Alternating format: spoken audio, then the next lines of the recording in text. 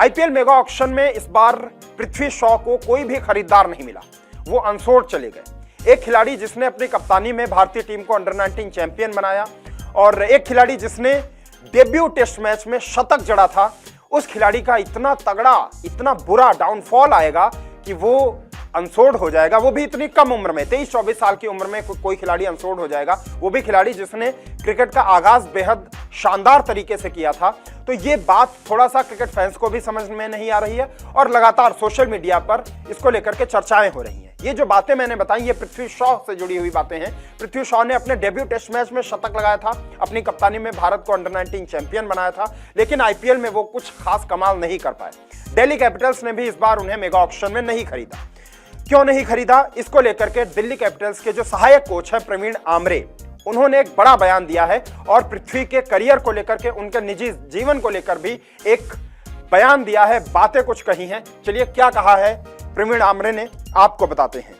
प्रवीण आमरे ने बोला कि दिल्ली कैपिटल्स की बदौलत पृथ्वी शॉ ने 23 साल की उम्र तक 30 से 40 करोड़ रुपए कमा लिए होंगे, ये उन्होंने अनुमान जताया है। उन्होंने कहा है कि दिल्ली की बदौलत पृथ्वी ने करीब 23-24 साल की उम्र तक 40-50 करोड़ रुपए कमा लिए हैं।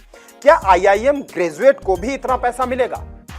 जब आप इतनी कम उम्र में इतना ज्यादा पैसा कमाते हैं तो आप पूरा ध्यान खो देते हैं। यह महत्वपूर्ण है कि आप पैसे का प्रबंधन करना जानते हों, अच्छे दोस्त बनाएं और क्रिकेट को प्राथमिकता दें। यह बात पृथ्वी शॉ के लिए प्रवीण आमरे ने कही है। और आगे उन्होंने एक इंटरव्यू में बताया कि 3 साल पहले मैंने उन्हें विनोद कांबली का उदाहरण दिया था। प्रवीण आमरे कहते हैं कि मैंने पृथ्वी शॉ को 3 साल पहले विनोद कांबली का उदाहरण दिया था। मैंने कांबली के पतन को करीब से देखा है।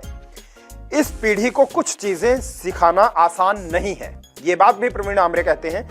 उन्होंने बताया कि विनोद कांबली 1980 के दशक के अंत और 90s के डेकेड की स्टार्टिंग के दौरान वो टीम इंडिया में आए थे और 90s में जब उन्होंने क्रिकेट खेलना शुरू किया तो सचिन के साथ ही वो भारतीय टीम में आए थे।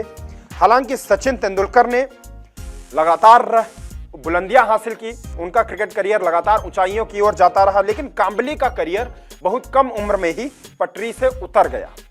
उन्होंने 23 साल की उम्र में अपना आखिरी टेस्ट मैच खेला था और फिर उसके बाद उन्हें टीम इंडिया में कमबैक करने का मौका नहीं मिला। सेम वैसे ही कुछ क्रिकेट करियर का अगर हम देखा जाए तो पृथ्वी शॉ का भी क्रिकेट करियर सेम वैसा ही नजर आता है। जैसे विनोद कांबली का डाउनफॉल आया था वैसे ही पृथ्वी शॉ का डाउनफॉल आया है। तो ये तमाम बातें प्रवीण आमरे ने एक इंटरव्यू में कही है पृथ्वी शॉ को लेकर के। अब देखते हैं, जब ज्यादा आपके खिलाफ बयानबाजी होती है, जब आलोचनाएं ज्यादा होती हैं, तो जो अच्छा खिलाड़ी होता है, जो अच्छा एथलीट होता है, वो अपने खेल में बदलाव करता है और फिर वो कमबैक करता है। तो अब क्या ये बुरा दौर पृथ्वी शॉ के करियर में बदलाव ला पाएगा? क्या अब पृथ्वी शॉ के करियर में नई रोशनी आएगी, नई चमक आएगी? अभी उन्हें ढेर सारे मौके मिलेंगे डोमेस्टिक क्रिकेट में और वो डोमेस्टिक क्रिकेट के जरिए फिर से कमबैक कर सकते हैं।